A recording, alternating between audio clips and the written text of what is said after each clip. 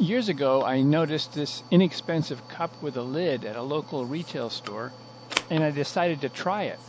I wanted a cup that I could use at my computer without worrying about spilling.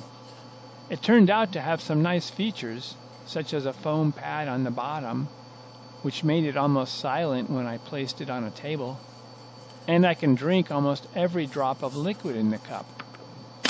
However, its sliding lid does not seal tightly, so if I tilt or knock the container over, the liquid will spill out.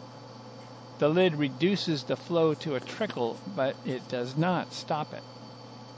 However, I was impressed enough to search Amazon to see if a company offered a higher quality version of this type of cup, and I purchased this model from Contigo. This one does a much better job of sealing the liquids inside, and it has the advantage of allowing us to drink from both sides of the cup.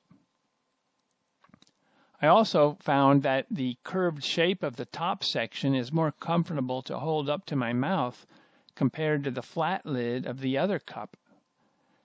It also does a better job of heat insulation because it is a vacuum-style container rather than an insulated container.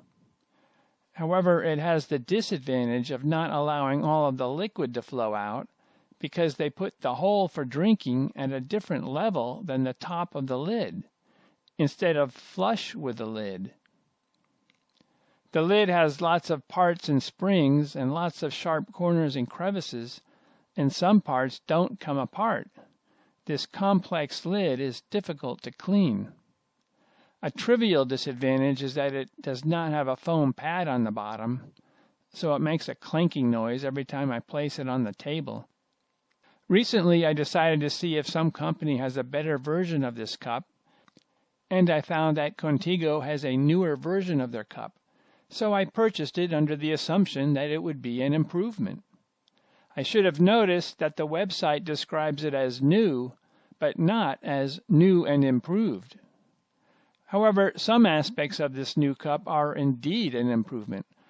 For example, the lid is now much simpler in design, which makes it easier to clean. Also, it does a better job of sealing the liquids inside, perhaps because the spring is more powerful. However, it still has the problem of not allowing all of the liquid to flow out of the cup. Why didn't they fix that problem? The most irritating feature of this new style of cup is that the lid does not fit my particular face or mouth, because this lid has a ridge running down the center, whereas the earlier version had a curved depression. Furthermore, the earlier version had depressions for the liquid to come out of. My nose never contacted the container, and the depressions around the drinking holes fit my lips nicely. With this new version, I was frequently bumping my nose and lips into that ridge until I became accustomed to it. Why did they put a ridge down the center when the other cup was much more comfortable? How can this be considered an improved version? Furthermore, the lever on the earlier version had a gentle curve to it, whereas the new version has a sharp edge. This is less comfortable because the edge digs into your thumb. The final change to this new version that I find irritating is that they increased the distance between the lever and the handle. When you hold your hand in a manner that you would hold a cup, there is only a small gap between your thumb and your finger. That gap is about the width of your finger. The earlier version of the cup had a handle that was about that same width, so it was very comfortable to hold. This new version is almost 2 fingers in height, which I consider uncomfortable. Why did they replace the gentle curves with sharp corners, edges, and ridges? I would describe this as a Pablo Picasso style of cup because of all of the sharp angles and ridges.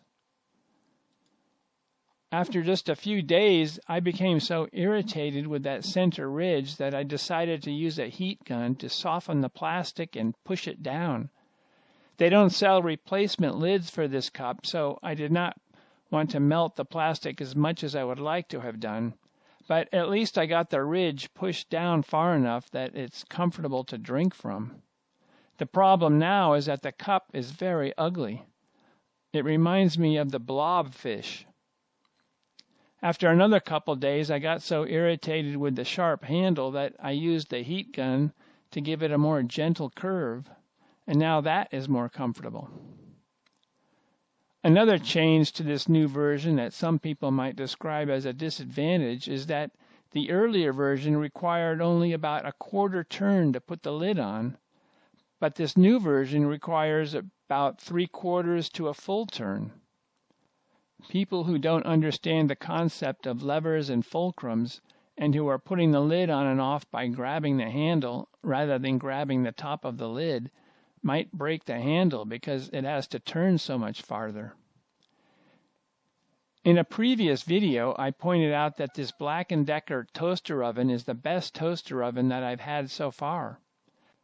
I purchased it in June 2017, and it's still working perfectly, slightly more than 2 years later. And I've probably been using it several times a day. In an earlier video, I pointed out that I was putting a lid over the bread when I was baking it to prevent the top elements from overcooking the crust. This oven is capable of baking the bread so evenly that I don't need to put a cover over it. The upper elements don't get hot enough to cause trouble, and there don't seem to be any hot spots in the oven. However, this oven has a few irritating features. One of them is that the company apparently wanted to save a few pennies by reducing the printing of digits on the temperature and time knobs. The timer has increments of 10 minutes, and the temperature is in increments of 50 degrees.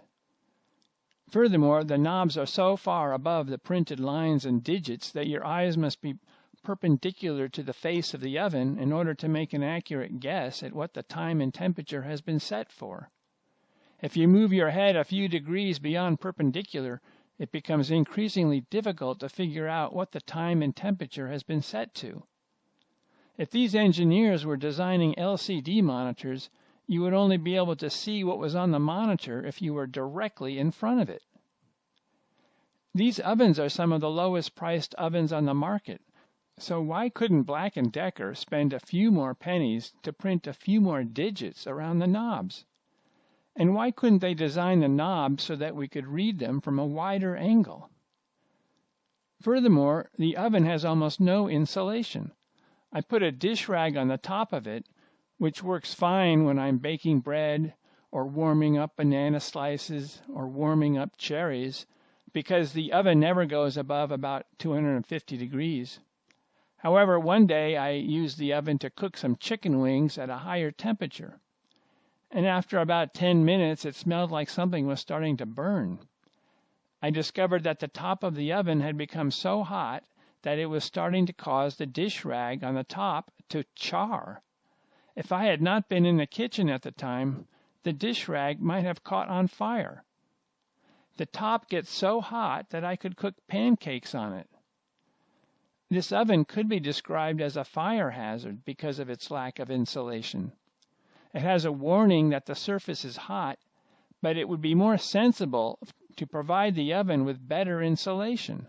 In such a case, Black & Decker could remove the warning message and proudly boast that the surface is safe to touch. How much would the price rise if they had provided this oven with adequate insulation? Even if it added $20, the oven would still be one of the most affordable ovens. Why are so many companies constantly creating new versions of their products rather than improving their previous versions? Some companies are coming up with new versions every few months.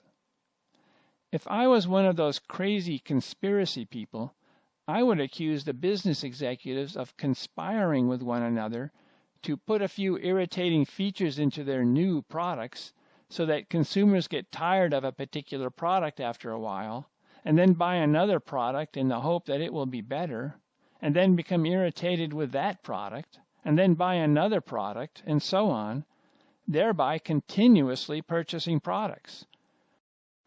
Or maybe I would accuse the business executives of being involved with a Russian collusion to destroy the U.S. economy.